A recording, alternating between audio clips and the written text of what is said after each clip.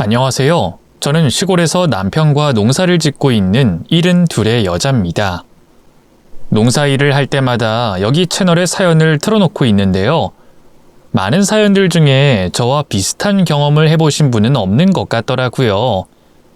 그래서 새롭고 재밌는 이야기를 들려드리려고 제 아들에게 컴퓨터를 배워서 이렇게 글을 쓰게 됐네요.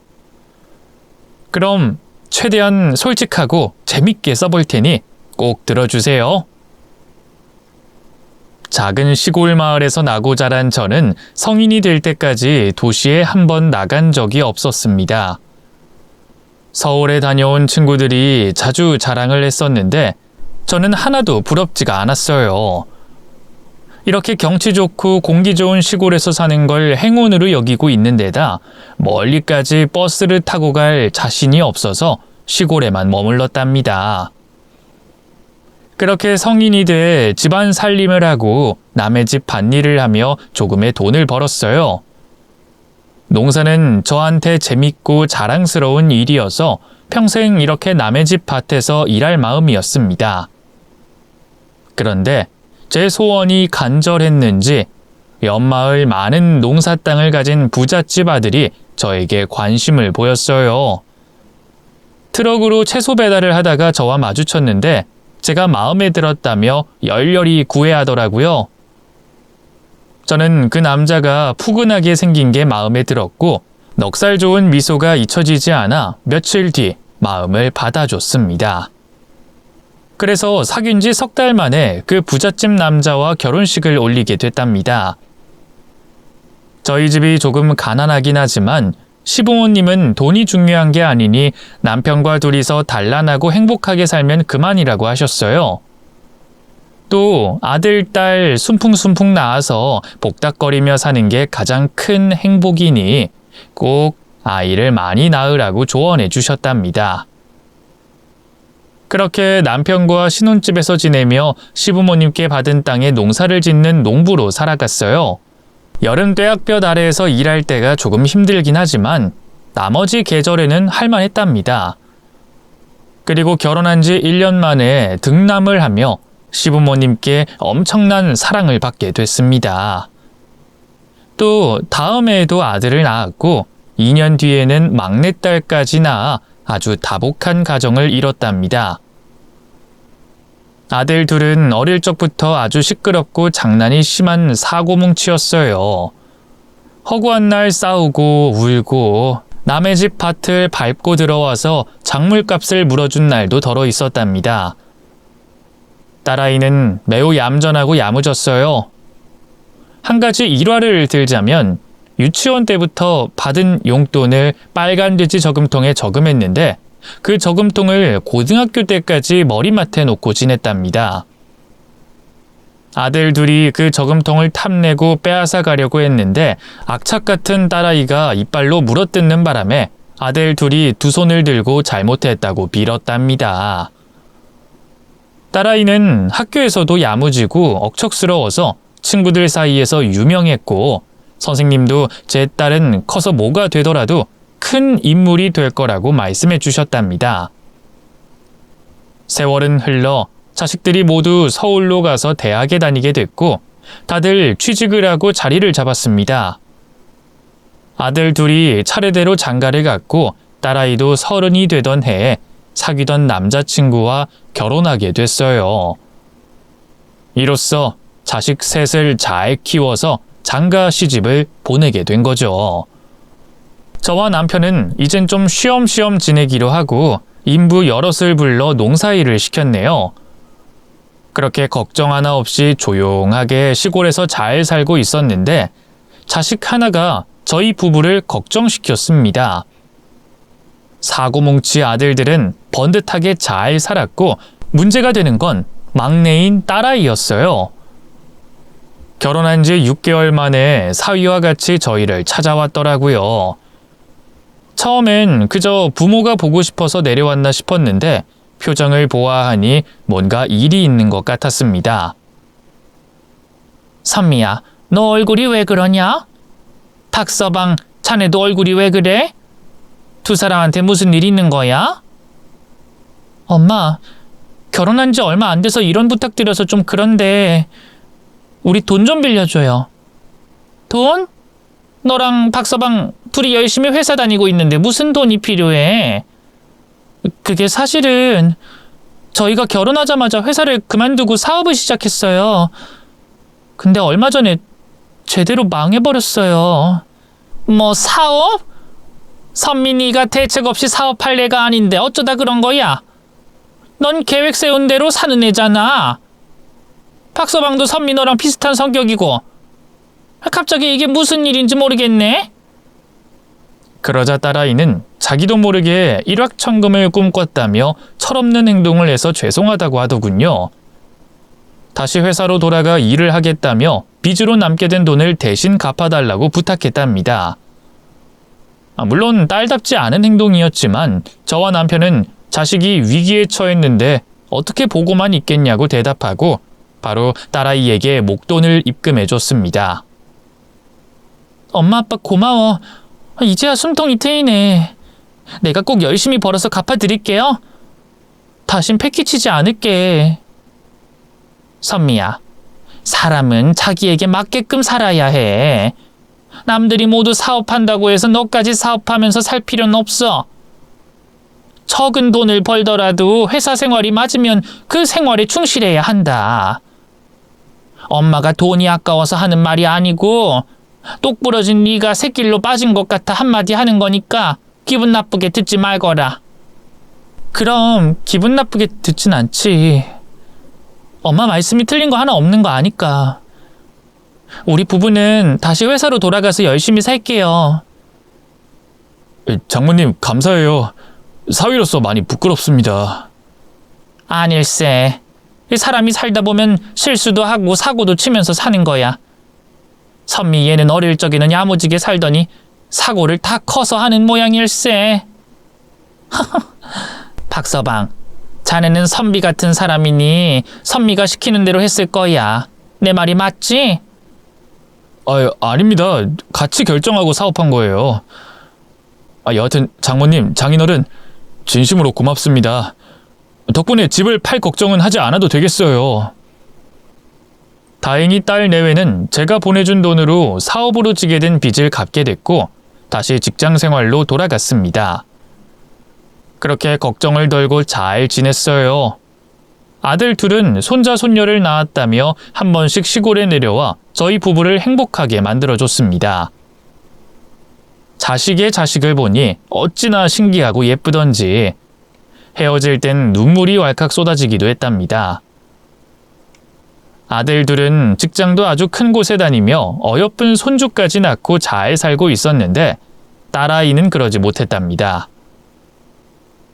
사업이 망한 지 1년 만에 다시 문제가 생겼다며 전화가 걸려왔어요. 엄마, 정말 죄송한데 돈 좀 보내주시면 안 될까?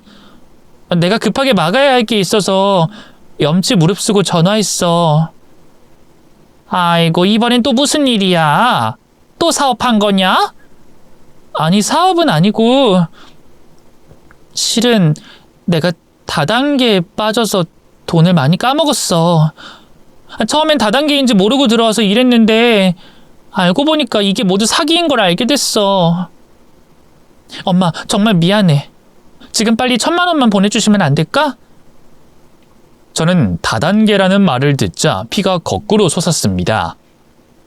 좋은 말로 타이르고 싶은 생각이 일절 없었습니다.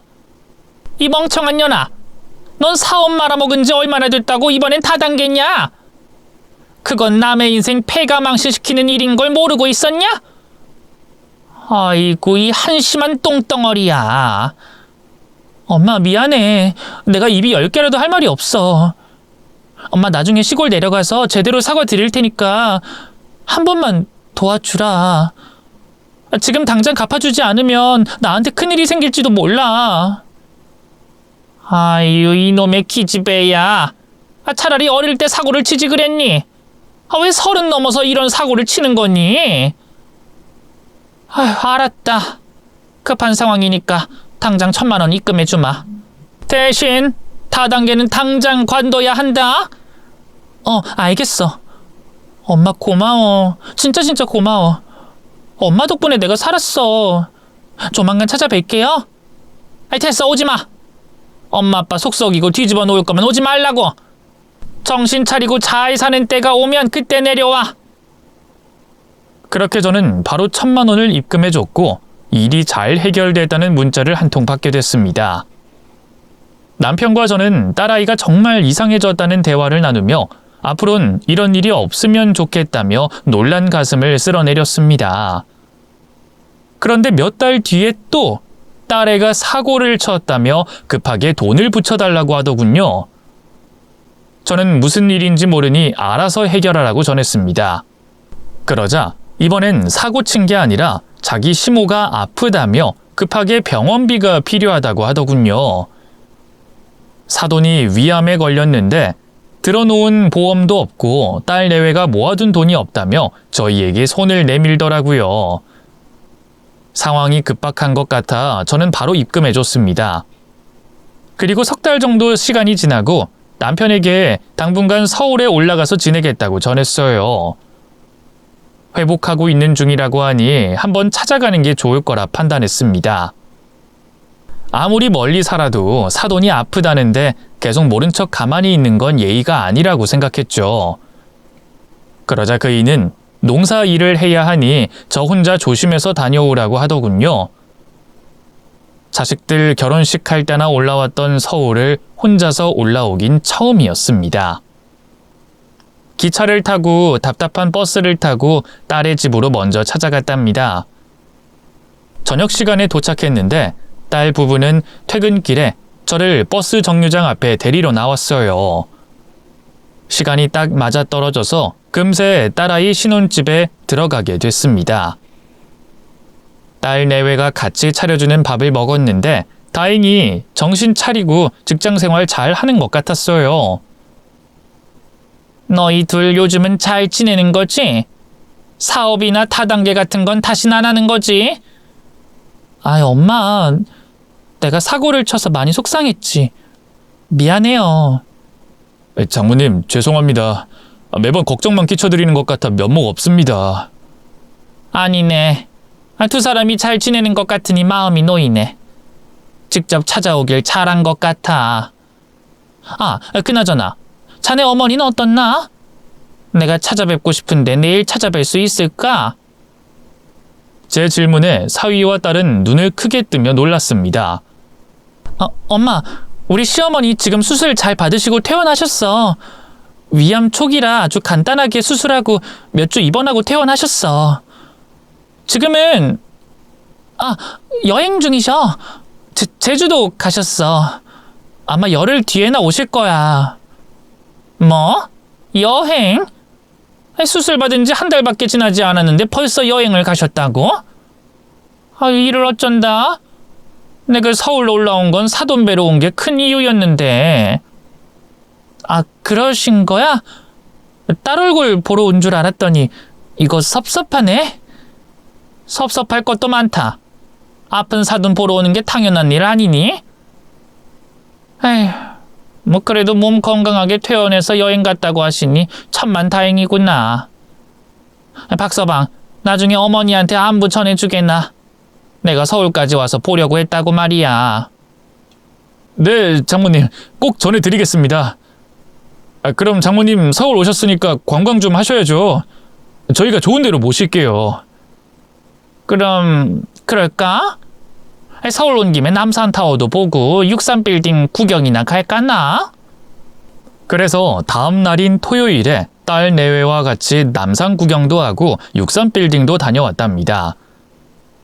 재밌고 신기하긴 했는데 역시 저는 촌사람인가 봅니다. 빨리 시골로 내려가서 멋지고 아름다운 경치가 그리웠어요. 딸 집에서 사흘의 시간을 보내고 기차를 타려고 사위차를 타고 서울역으로 향했습니다. 딸 사위가 출근 시간에 데려다 준 거라 저를 역 앞에 내려주고 바로 떠나야 했어요. 엄마, 다음엔 우리가 내려갈게. 조심히 가고 잘 찾아갈 수 있지? 내가 어린애냐? 나 혼자서 잘 갈 수 있으니까 걱정 붙들어 매고 얼른 출근들이나 해라. 박서방도 잘 지내고 다음에 봅세. 자식들에게 손을 흔들고 서울역 안으로 들어가려는데 전화 한 통이 걸려왔습니다. 모르는 번호여서 받을까 말까 고민하다가 받아버렸답니다. 네, 여보세요? 아, 저기 선미 어머님 맞으시죠? 저예요, 사돈. 민철이 엄마요. 아, 사돈이세요? 아이고, 지금 제주도에서 재밌게 여행 중이라면서요? 제주도란요? 저 지금 서울이에요. 그냥 사돈이 문득 생각나서 전화한 거예요. 아이고, 그러시구나. 아이들이 거짓말을 한 모양이네요. 저 지금 애들 집 들렀다가 시골 내려가려고 서울역 왔습니다. 서울이라고요? 어머나, 그럼 잘 됐네. 지금 가시지 말고 저희 집 오실래요? 오랜만에 사돈 얼굴이 뵙고 싶습니다. 그럴까요? 그럼 제가 어디로 가면 될까요? 아, 저희 집으로 오시면 되죠. 아, 사돈, 저 만나는 건 애들한테 비밀로 해주실래요? 괜히 저희 둘이 만난다고 하면 안 해도 될 걱정을 하는 애들이잖아요. 워낙 소심하니까 우리끼리 비밀로 하고 만납시다. 아유, 네네, 그럴게요. 그런데 사돈, 그 몸은 괜찮으세요? 제가 놀러 가도 괜찮겠어요? 사돈, 아까부터 자꾸 이상한 말씀 하시네요. 제주도는 뭐고 아프냐는 건 무슨 말인지 모르겠네요. 여하튼 주소 보내드릴 테니까 천천히 오세요. 아유, 네, 얼른 택시 타고 갈게요. 저는 택시를 타고 문자로 받은 사돈의 집으로 찾아갔습니다. 30분 넘게 달려서 도착한 사돈의 집은 어마어마하게 웅장한 대궐 같은 집이었어요. 집 대문이 제 키보다 3배나 높은 높이였고 그 뒤로 보이는 밤나무가 크게 서 있었답니다. 제가 초인종을 누르자 사돈이 뛰어나와 문을 열어주셨어요. 어머, 사돈, 이게 얼마만이에요? 애들 결혼식 이후에 처음이죠? 안 본 사이에 더 예뻐지셨네. 어서 들어와요. 아유, 사돈이야말로 얼굴이 너무 고우세요. 얼마 전에 암에 걸렸다고 해서 크게 걱정했는데 건강해 보이셔서 천만다행입니다. 네? 암이요? 누가 암이라는 겁니까? 사돈이요. 얼마 전 수술하신다고 제 딸애가 저한테 수술비 달라고 했는데. 네? 제가 암이라니 당치 않은 소리예요. 얘네들이 왜 그런 거짓말을 한 거지? 게다가 제가 이런 집에 사는데 수술비를 빌리겠어요? 생각해보니 사돈 말이 맞았습니다. 대궐 같은 집에 사는 사돈이 수술비가 없다는 게 말이 되지 않았습니다. 저는 딸에게 뒤통수를 맞은 생각에 머리가 어질했어요. 그래서 일단 사돈 집 안으로 들어가 물 한 잔을 벌컥벌컥 마셨습니다. 아유, 시원하다. 제 속이 타들어가는데 이 물 한 잔이 살려주는 것 같네요. 이놈의 기집애가 멀쩡한 사돈을 암 환자로 만들다니 화가 나서 가만히 있질 못하겠네요. 네, 이것들을 그냥... 안사돈, 그만 진정하세요. 애들이 돈이 필요해서 거짓말을 한 것 같은데 그냥 한번 눈 감아 주세요. 애들이 저한테 받아간 돈이 꽤 많아서 사돈한테 손을 벌리려고 거짓말을 한 모양이에요. 들어보니 딸과 사위는 사돈에게도 손을 여러 번 벌렸다고 합니다. 이 말을 들으니 더 환장하겠더라고요. 결혼 뒤에 왜 이렇게 변한 건지 알 수가 없는 노릇이었으니까요. 저는 사돈이 진정하라고 연신 말려서 겨우 마음에 가라앉혔습니다. 그러고는 사돈 집을 대충 한 바퀴 돌며 구경했어요. 집이 엄청 넓어서 어디가 어딘지 헷갈리기까지 했어요. 어머, 사돈, 이런 집에 사셨군요. 아유, 정말 부럽습니다. 상견례 자리에서 말씀하신 작은 집에서 평범하게 사신다고 했던 게 다 겸손이셨군요. 제가 그렇게 말했었나요? 맞아요. 겸손은 미덕이라는 말이 있잖아요. 이 집은 얼마 전에 이사 왔어요. 강남 아파트에 살았었는데 층간소음이 심해서 단독주택으로 왔죠. 사돈, 구경은 그만하시고 저 좀 도와주실래요? 정원 좀 같이 가꾸고 집안 청소도 좀 도와주실래요? 그럼 제가 맛있는 식사 대접하겠습니다. 네? 네, 그럼요. 그게 뭐가 어렵겠어요. 그런데 사돈, 매일 이렇게 넓은 집 청소하고 치우려면 힘이 많이 드시겠어요. 도우미라도 써야 하는 거 아닌가요? 제가 도우미를 쓰긴 했는데, 그 도우미들이 하나같이 손버릇이 나빠서 제 물건에 손을 대더라고요. 그래서 누가 와도 믿음이 가질 않아서 제가 혼자 치우고 살고 있습니다. 매일 여기 치우고 사는 것도 노동이네요. 아무튼 오늘은 사돈이 조금만 도와주시면 수월하게 치울 수 있을 것 같아요. 네. 저도 농사 짓는 사람이라 일은 아주 잘하니까 쓸만할 겁니다. 그럼 뭐부터 할까요? 저와 사돈은 먼저 마당으로 나가 정원의 흙을 정리하고 나무에 물을 줬어요. 그리고 빗자루로 깨끗하게 한번 쓸었답니다.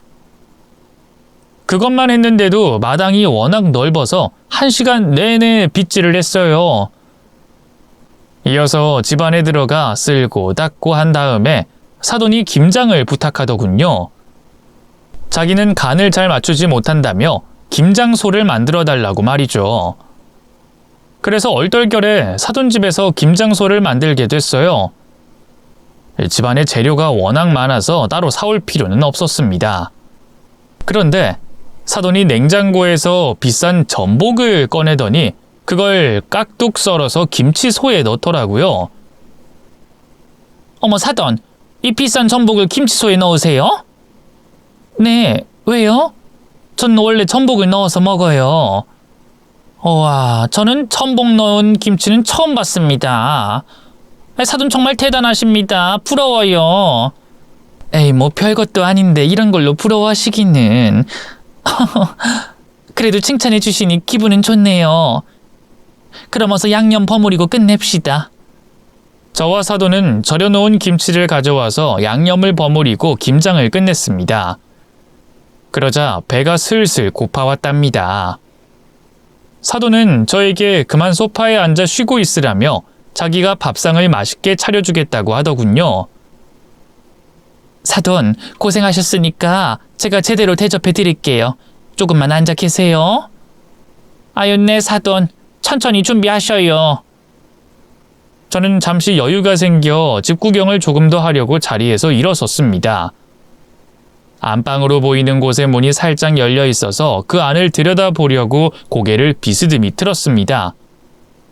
그런데 그 순간 사돈이 제 뒤에서 방문을 잡아당기며 닫아버렸어요. 어머, 깜짝이야. 사돈, 여긴 왜... 이 안엔 들어가지 마세요. 정리가 안 돼서 보여드리기가 민망하거든요. 죄송해요. 문이 살짝 열려 있길래 호기심에 눈이 갔어요. 죄송해요, 사돈. 괜찮아요. 집 구경은 그만하세요. 볼 거 없으니까. 거실에 앉아 계세요. 사돈의 행동이 조금 이상하긴 했지만 제가 실수한 것 같아 급하게 고개를 숙이고 거실 소파에 엉덩이를 붙이고 앉았습니다. 20분 정도 지나자 사돈이 부르더군요. 준비가 다 됐으니 식사하자고 했답니다. 저는 식탁 쪽으로 걸어가서 상을 내려다봤는데 상견례 때 한정식집에서 먹던 고급 요리가 눈에 들어왔어요. 한두 가지가 아니라 거의 다 특별 요리로 보이는 맛깔스러운 음식들이었습니다. 이 게튀김, 지난번에 상견례 때 먹은 기억이 나요. 그리고 이거 제주갈치 맞죠? 오동통한 게 자주 보기 쉽지 않잖아요. 다 먹음직스럽네요. 사돈, 고마워요. 이렇게 과분한 대접을 해주셔서. 이건 별것도 아니에요. 다음에 오시면 제가 제대로 새벽장 봐서 차려드릴게요. 어서 앉아서 많이 들어요. 저는 눈이 휘둥그레진 채로 맛있는 음식들을 실컷 먹었답니다. 사돈의 요리 솜씨가 보통이 아니어서 입에 착착 달라붙었네요. 그렇게 식사를 다 마쳐갈 때쯤 사돈집 현관에서 띠리리 소리가 나며 누군가 들어왔습니다. 사돈, 무슨 소리 못 들었어요? 집안에 누가 들어온 모양인데. 혹시 같이 사는 식구가 있으세요? 아니요. 누가 들어온 거지? 저희 두 사람은 자리에서 일어나서 현관 쪽에 시선을 뒀습니다. 저희 두 사람은 자리에서 일어나서 현관 쪽에 시선을 뒀습니다. 그런데 현관에 서 있던 사람들은 저희를 보고 놀랐어요. 4명의 사람은 한 가족으로 보였습니다. 그중 제 또래 여자가 말문을 열었죠. 아니 아줌마, 여기가 아줌마 집이에요? 왜 여기에 사람을 불러다가 밥을 먹고 있어요? 이게 무슨 소린가 해서 사돈을 쳐다봤더니 사돈 역시 기가 막힌 표정으로 화를 냈습니다. 이봐요 아줌마, 아줌마야말로 내가 이 집에 일하러 오지 말랬잖아요. 그런데 아줌마 식구들을 세트로 데리고 온 겁니까? 대체 이게 뭐 하자는 거예요? 무단 침입으로 신고하기 전에 당장 나가세요. 이 아줌마가 지금 무슨 말하는 거야? 아줌마 정신 어떻게 된 거예요? 여긴 우리 집이잖아요. 아줌마는 가사 도우미고. 정신이 오락가락하다고 해서 자르지 않고 일을 시켰더니 여기가 자기 집인 줄 아나 보네. 참 어이가 없어. 여보, 당신이 좀 봐요. 저 여자가 불쌍하다고 여기서 지내게 해주자고 한 게 잘한 일인지 두 눈으로 보라고요. 현관에서 들어온 식구들은 혀를 차며 사돈에게 짜증스러운 표정을 지었습니다. 이윽고 이 집의 아들로 보이는 남자가 안방에 들어가더니 가족 사진을 들고 나오더군요. 아니, 저 아주머니 우리 가족 사진을 떼어다가 여기에 넣어놨네. 진짜 자기 집으로 속이려고 이런 건가 봐, 엄마. 저 아줌마 그만 내보내는 게 좋겠어. 저번엔 엄마 화장대에 있던 물건에 손댔다며? 목걸이인가 없어졌다고 하지 않았어? 그래 맞아. 그런데 심증만 있어서 말은 못하고 있었지. 그런데 지금 이 아줌마가 하는 꼴 보니 내 물건에 손댄 게 저 아줌마라는 걸 알겠다. 이봐요 아줌마, 내 목걸이 어딨어요? 당장 내놓으세요. 순식간에 현관에 서 있던 모자가 뱉는 대화에 저는 너무 놀라서 입을 틀어막았습니다. 상황을 보니 사돈은 이 집 주인이 아니라 가사도우미가 확실해 보였습니다. 제가 안방에 들어가려는 걸 막은 이유가 이 집 식구들의 가족 사진을 떼어다가 숨겨놨기 때문이죠. 모든 사람이 놀란 상황인데 사돈은 도리어 이 집 식구들에게 소리를 고래고래 질렀습니다. 이것들이 남의 집에 와서 행패를 부려? 너 그 가족 사진을 왜 내 집에 가져온 거야? 나한테서 집을 빼앗으려고 생쇼 부리는 거지? 다들 그대로 돌아서 나가. 경찰에 신고하기 전에 꺼지라고. 이봐요, 아줌마. 상태가 심각하네. 난 이 정도일 줄은 몰랐어. 아줌마 정신 차려요. 경찰 부르면 누가 끌려갈지 확인시켜줘야겠어요. 상황이 심각해지는 것 같아 제가 나서서 이 집 주인 여자에게 말했습니다. 실례지만 정말 이 집 주인분이 맞으신 거죠? 저는 여기 계신 분의 사돈이에요. 오늘 처음 초대받아서 왔고요. 들어보니 여기 계신 분들이 이 집 식구들이고 제 사돈이 가사 도우미라는 말씀인가요? 네, 그렇다고요. 저 아줌마 우리 집에 들어온 지 3개월 된 가사 도우미예요. 오갈 데가 없다고 해서 우리가 방 한 칸 내주고 먹고 살게 해줬다고요. 아주머니가 이 도우미랑 한 식구라고 했죠? 그럼 이 여자 좀 데리고 나가세요. 그동안 살림 제대로 못하는 걸 뭐라 하지 않았는데 남의 물건에 손대고 지금처럼 집주인 행세하는 거 불쾌해서 더는 못 데리고 있겠어요. 어서 저 아줌마 데리고 나가주세요. 아유, 일이 그렇게 된 거군요. 사돈, 그만 나갈까요? 지금 상황이 많이 꼬인 것 같은데 일단 애들 집으로 돌아가요. 아니 사돈, 도대체 누구 말을 믿는 거예요? 지금 거짓말하는 건 내가 아니라 이것들이라고요. 내가 이 집주인이란 말이에요. 제가 사돈을 달래고 데리고 나가려고 해도 심하게 흥분한 상태로 근처에도 가기 어려웠습니다. 그러자 집주인 여자가 경찰서에 신고했어요. 가사도우미가 도둑질을 한 데다 집주인 행세를 하고 있으니 빨리 잡아가라고 소리치면서 말이죠. 이윽고 집 안으로 들어온 경찰들은 이 집주인이 누군지 확인하는데 주민등록증을 확인한 경찰관이 사돈 팔을 잡더니 경찰서로 같이 가자고 하더군요. 이번이 처음도 아니고 여러 번 신고를 당해 절도죄로 합의한 게 한두 번이 아닌 사람이라는 말을 하며 경찰차에 태우는 겁니다. 이에 저는 경찰들에게 사돈의 보호자라고 설명한 뒤 함께 경찰차에 올랐답니다. 이게 도대체 무슨 일인지 모르겠지만 경찰서에 가서 제대로 파악하기로 결심했죠. 생애 처음으로 경찰차를 탄 것도 처음인 저는 경찰서도 머리털 나고 처음 들어가 봤습니다. 회색 계단을 올라 형사들에게 인계된 사돈은 의자에 앉아 조사를 받기 시작했어요. 그런데 자기 잘못을 인정하지 않고 끝까지 그 집이 자기 집이라고 우기더라고요. 옆에서 그걸 보는데 아무래도 사돈은 심각한 정신병이 있는 것 같았습니다.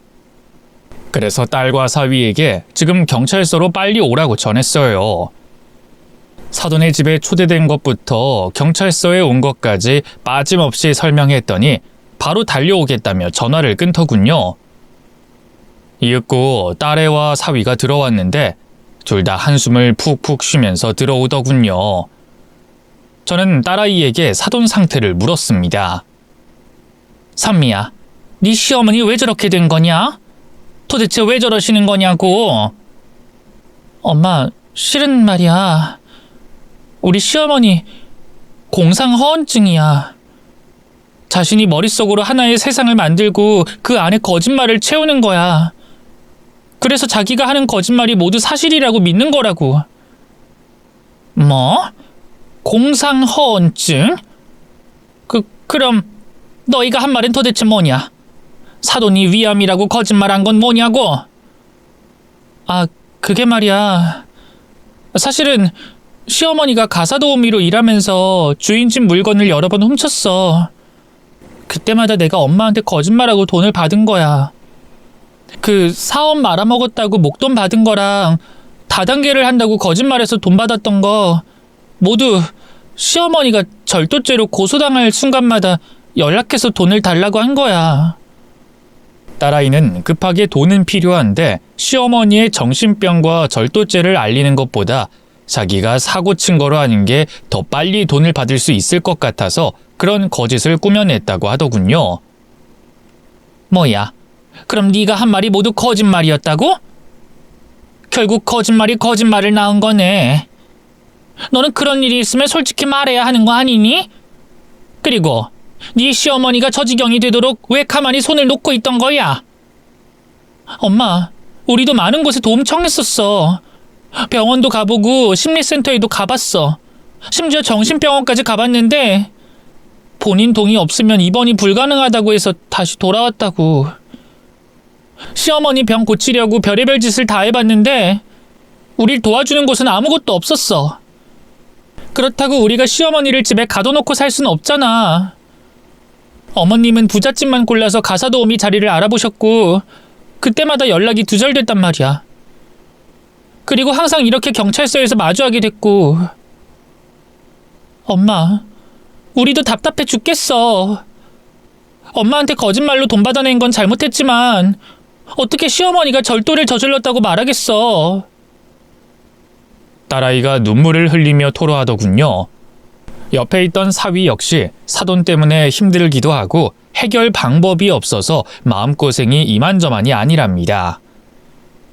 사위는 사돈을 조사하던 경찰에게 귓속말로 사돈이 앓고 있는 정신병명을 말해주며 증상을 일러줬어요. 그러자 경찰이 고개를 끄덕이더니 훈방조치로 끝내주더군요. 그래서 저와 사돈은 딸 부부 집으로 돌아갔습니다. 알고 보니 사돈의 집은 1년 전 절도를 저지르면서 합의하려고 처분했답니다. 그 이후에 딸 부부가 집에서 모시고 있었는데 어디로 튈지 모르는 사돈이 가사도우미로 여기저기 옮겨다니며 온갖 나쁜 짓을 한 모양이더라고요. 저는 이 모든 걸 알게 됐으니 가만히 있을 수 없었습니다.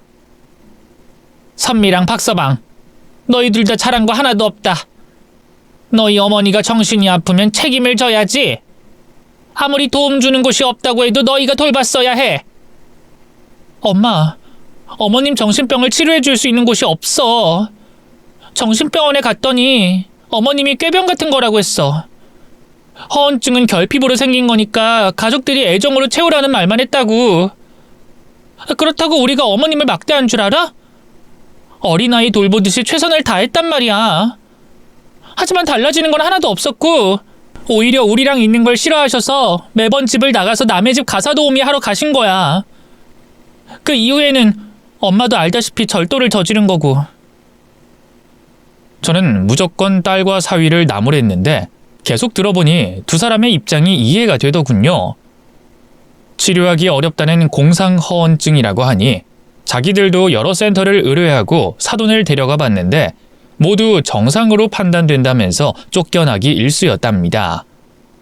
저는 사돈을 어떻게 낫게 해드려야 할지 고민하던 끝에 한 가지 방법이 떠올랐어요.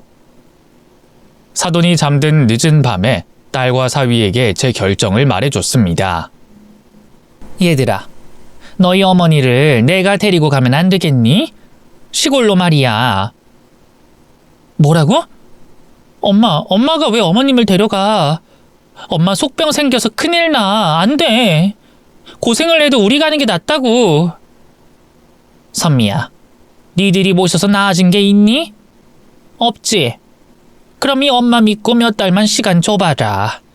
나한테 다 방법이 있으니까. 박서방, 내 제안 받아들이겠나? 네? 그런데 저희 엄마가 장모님을 따라가려고 할까요? 무슨 방법을 생각하시는진 모르지만 저희 엄만 평생을 도시에 사셔서 시골에는 안 가려고 하실 거예요. 그것도 걱정하지 말게나. 내가 알아서 꼬셔서 모시고 갈 테니까.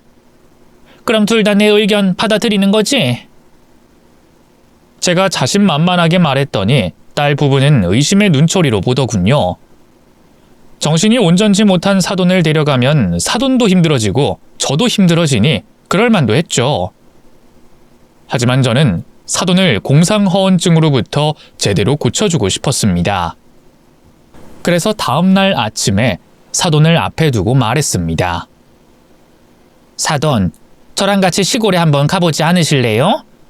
거기 가면 경치도 죽이고 공기도 좋아서 힐링하기 딱 좋아요. 어머, 사돈, 내가 시골 바닥에 왜 따라갑니까? 대골 같은 내 집이 있는데 딴 데 가서 힐링할 필요가 있겠어요? 여전히 사돈은 자기 집이 가사도우미로 일하던 집으로 생각하고 있더군요. 그래서 저는 잠시 여행하자는 듯이 구슬렸어요. 사돈, 시골에 가면 모든 게 유기농이에요. 채소는 물론이고 직접 잡은 한우를 바로 맛보실 수도 있어요. 사돈, 그때 한우 제일 좋아한다면서요. 사돈 어른이 직접 소도 잡으세요? 직접 잡은 한우를 바로 먹는 건 꽤 구미가 당기긴 하네요. 네네, 한우뿐만 아니라 저희 집은 진짜 끝내주는 전원주택이에요. 창문만 열면 경치가 쫙, 공기가 쫙, 진짜 죽여준다고요. 안락하게 쉴 수 있는 최고의 장소죠. 며칠 저랑 지내다가 올라오시는 게 어떻겠어요? 그러자 사돈의 눈빛이 조금 변해 있더군요. 좋은 집에서 쉴 수 있다고 하니 마음이 움직인 모양이었어요. 그럼 한 며칠 쉬다가 올라오죠. 좋아요. 사돈 집에 같이 갑시다. 저는 속으로 예스를 외치며 드디어 사돈을 고쳐줄 수 있겠다는 확신을 가졌습니다. 그날 오후에 사돈의 짐을 챙겨서 서울역으로 향했어요. 딸과 사위도 배웅하겠다고 따라왔는데 걱정이 천근만근인 것 같더라고요. 딸아이는 제가 속이 뒤집힐 일이 많을 거라며 지금이라도 생각을 바꾸라고 했는데 절대 그럴 수 없다고 대답했네요. 그래서 사돈과 기차에 올라 시골로 향했습니다. 집으로 도착하자 남편이 사돈을 환대해줬어요. 제가 미리 말해뒀기 때문에 놀라거나 걱정 같은 건 하지 않았답니다. 저는 첫날 밤은 사돈을 편히 쉬게 했고 다음 날부터 병을 치료하려고 시도했어요. 사돈, 아침 6시예요. 당장 일어나요. 지금 뭐 하는 거예요? 난 여기 쉬러 왔는데 왜 새벽부터 깨우고 난리예요. 쉬러 오다뇨. 당장 일어나서 나랑 밭일하러 나가야 합니다. 어서 기상하세요. 이봐요, 사돈. 지금 뭐 하는 짓이에요? 손님 데려와서 이따위 대접해도 되는 겁니까? 나 더럽고 치사해서 그냥 올라가렵니다. 그래요? 그럼 올라가세요. 차비는 있으세요? 제가 시골에 내려올 때 사위와 딸에게 사돈한테 용돈을 일절 주지 말라고 일러둬서 사돈은 빈털터리였습니다. 제가 차비를 주지 않으면 도시로 떠날 방법은 없었답니다. 아니, 돈이 없지? 아니, 사돈이 좀 대줘요. 내가 서울 가서 애들한테 받아서 붙여줄 테니까. 그건 안 됩니다. 저는 오늘부터 사돈의 정신병을 치료할 거예요. 정신이 육체를 지배한다는 말 아시죠? 그런데 그 반대인 육체가 정신을 지배하는 걸 제가 직접 보여드리죠. 그리하여 사돈의 공상허언증 고쳐주겠습니다. 도대체 무슨 말하는 거예요? 공상허언증? 내가 정신병자라는 겁니까? 아유, 다 필요 없으니까 빨리 기차표 살 돈이나 줘요. 내 집에 올라가게. 차비 벌고 싶으면 날 따라 나와서 일해요. 그럼 표값 줄 테니까. 됐거든요. 난 우아하고 교양 있던 도시 여자예요. 남부럽지 않을 만큼 큰 집이 있고 어마어마한 부자라고요. 더 잘 테니까 깨우지 마세요. 역시나 첫날이라 제 말을 듣지 않을 줄 알았습니다. 그래서 그냥 더 자게 내버려 뒀죠. 그리고 오후 시간이 되자 늘어지게 자던 사돈이 일어나더군요. 배고프다며 밥을 달라고 말했답니다.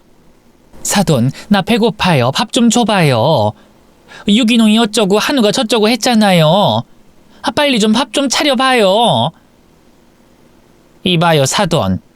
일하지 않은 자 먹지도 말라. 이 말 들어보셨죠?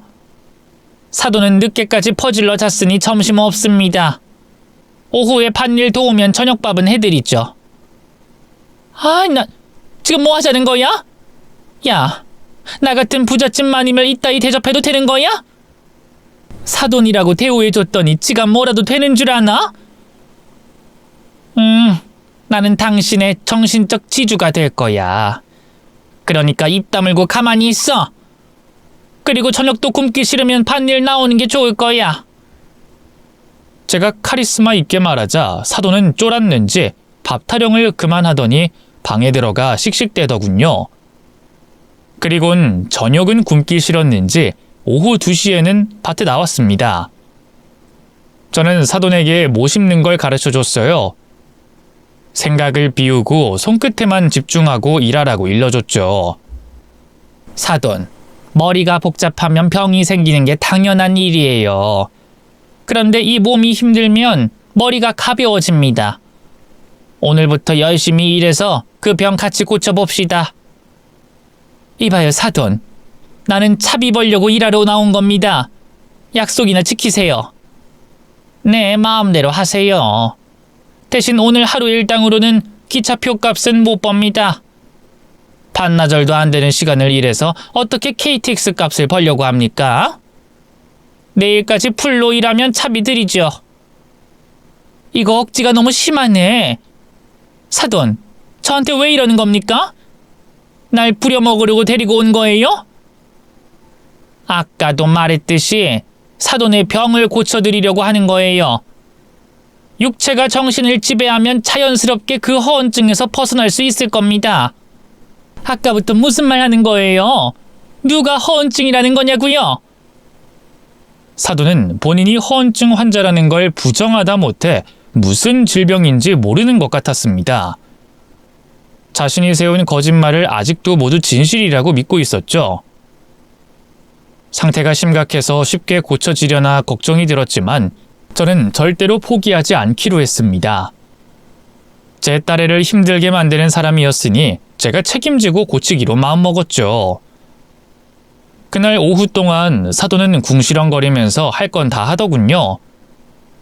가사 도우미를 해서 그런지 일머리가 있어 금세 속도를 따라 붙더군요. 이튿날 저희 부부가 4시쯤에 일어나서 밭에 나갈 준비를 하고 있는데 사돈이 먼저 거실로 나와 기다리고 있더군요. 나더러 4시까지 나오라더니 사돈 부부가 5분 늦게 나왔네요. 어머, 사돈. 어제 힘들지 않았어요? 어떻게 딱 맞춰 나오셨대? 정말 대단하시다. 내가 좀 대단하긴 하지. 어서 일이나 나갑시다. 오늘 차비 벌어서 저녁에 서울에 올라갈 테니까. 저는 배시시 웃으며 사돈을 데리고 밭에 나갔고 여러 일을 시켜주면서 칭찬을 심하게 많이 해줬습니다. 사돈의 허언증은 결핍 때문일 수 있다는 말을 듣고 최대한 애정을 담아 칭찬을 해주고 많이 웃어줬답니다. 그러자 사돈은 신이 났는지 밭에서 쉬지도 않고 일했답니다. 그날 저녁까지 아주 열심히 일했죠. 그래서 저는 기찻값을 하라고 금일봉을 건네드렸습니다. 사돈, 올라가고 싶으시면 이제 올라가세요. 잡지 않을게요. 벌써 올라가라고요? 언제는 육체가 정신을 지배하게 만든다더니 벌써 포기한 겁니까? 돈은 잘 받을게요. 근데 아직 서울에 올라가는 건 아닌 것 같아요. 내가 하던 일이 있으니 끝은 봐야 하지 않겠어요? 네, 하고 싶은 대로 하셔도 됩니다. 사돈이 몸을 쓰면서 머리를 비우게 됐고 칭찬과 애정을 받게 되니 조금 변한 것 같더군요. 다음 날에도 열심히 밭일을 했는데 사돈은 그동안 외로움이 컸는지 제 옆에서 쫑알쫑알 하면서 밭일을 했어요. 10대 소녀처럼 한참을 떠들더라고요. 아이고 사돈, 내 귀에서 피가 나겠네요. 왜 이렇게 말이 많아요?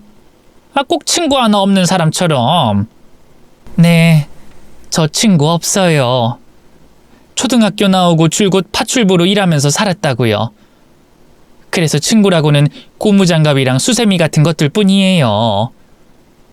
그 말을 듣자 사돈이 너무나 가엾고 안쓰러워서 눈물이 핑 돌았습니다.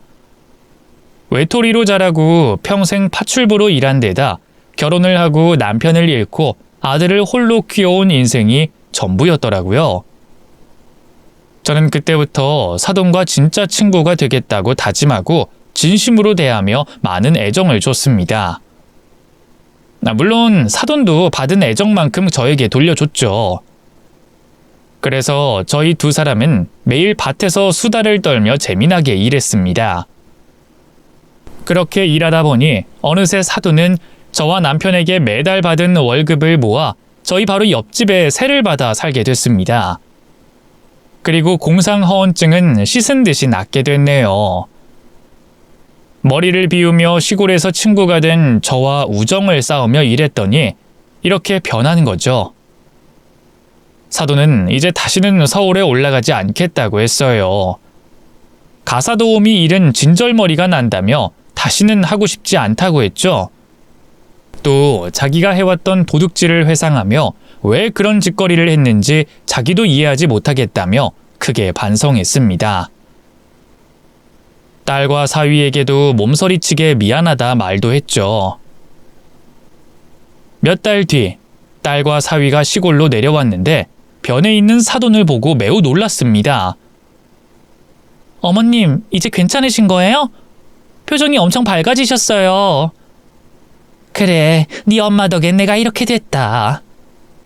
세아가, 너 나 때문에 많이 힘들었지? 그 이상한 정신병에 걸려서 너와 아들에게 큰 상처를 준 것 같구나. 이 시애미가 열심히 벌어서 너희들에게 진 빚 갚을게. 그러니 내 걱정은 말고 너희의 삶을 재밌게 살거라. 어머님, 정말 달라지셨어요. 이렇게 돼서 정말 다행이에요, 어머님. 딸아이는 사돈을 끌어안으며 뜨거운 눈물을 흘렸습니다. 사위는 저에게 와서 사돈의 마음의 병을 고쳐줘서 진심으로 고맙다며 눈물과 함께 감사 인사를 했고요. 그래서 지금까지도 저희 부부 옆집에는 사돈이 살고 있답니다. 매일 저희 밭에 나와서 같이 일하고 밥도 같이 먹으며 친구로 잘 지내고 있어요. 사돈이 좋아하는 한우와 유기농을 실컷 먹으면서 말이죠. 그리고 근심 걱정을 덜게 된 딸과 사위는 이듬해 건강하고 예쁜 손녀를 낳았답니다. 딸 부부는 명절 때마다 시집과 친정 중 어디에 먼저 갈지 싸우지 않아도 된답니다. 이렇게 재미도 있고 반전도 있으며 가슴이 찡한 제 사돈 이야기를 보탬 없이 사실대로 써봤네요. 여러분들 주위에도 마음의 병으로 안타까운 분이 계신가요? 그렇다면 말 한마디라도 따뜻하게 전해주세요. 그것이 최고의 약이고 회복제일 것입니다. 그럼 여기서 마무리할게요. 모두 안녕히 계세요.